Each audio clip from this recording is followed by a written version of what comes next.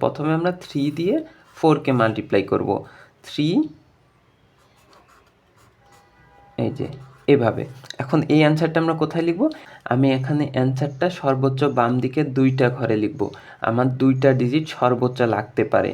যেমন এখানে যদি আমি দেখি 4 3 are 12, তো আমার এখানে 2টা ডিজিট লাগবে। এরপর আমি কি করব?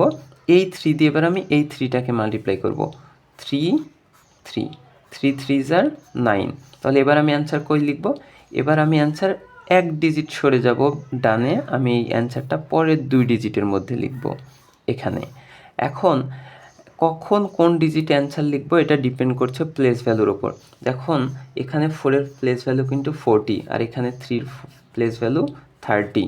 তার মানে যখন আমি 3 আর 4 গুণ করছি তখন আমি 2টা টেন্স প্লেসের 2টা নাম্বার গুণ করছি। তার মানে এটার অ্যান্সার সর্বোচ্চ 1000 থেকে 100 প্লেসের মধ্যে থাকবে। এই যে এটা হলো কি 100 প্লেস, এটা 1000 প্লেস এটার মধ্যে। কিন্তু এখন যখন আমি 3 আর 3 গুণ করছি, এই যে এই 3 কিন্তু এটা 1 প্লেসে আছে আর এই 3টা টেন্স প্লেসে আছে। তার মানে 1 প্লেসের সাথে 10 প্লেস যখন আমরা গুণ করব তখন আমার অ্যান্সারটা কিন্তু টেন্স প্লেস থেকে 100 প্লেসের মধ্যে থাকবে। তার মানে এই যে এটা টেন্স প্লেস, এটা এই টেন্স প্লেস থেকে এই 100 প্লেস এটা এ পর্যন্ত থাকবে।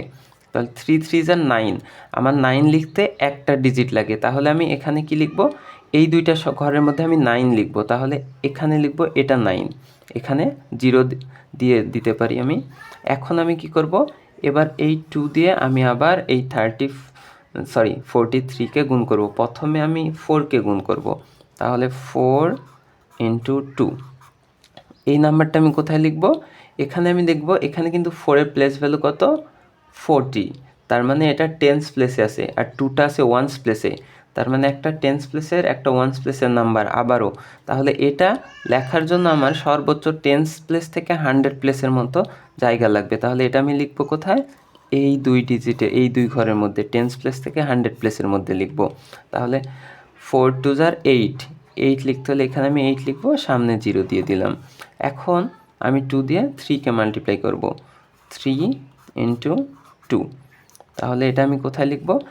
এটা 2টাই ওয়ান্স প্লেস, 2টা ওয়ান্স প্লেসের নাম্বার গুণ করে সর্বোচ্চ 1 প্লেস থেকে 10 প্লেসের মতো জায়গা লাগে লেখার জন্য। তাহলে আমার এই 2টা ঘর লাগতে পারে লেখার জন্য। তাহলে এখানে 2 3 are 6, এখানে আমরা 6 লিখব, এখানে 0।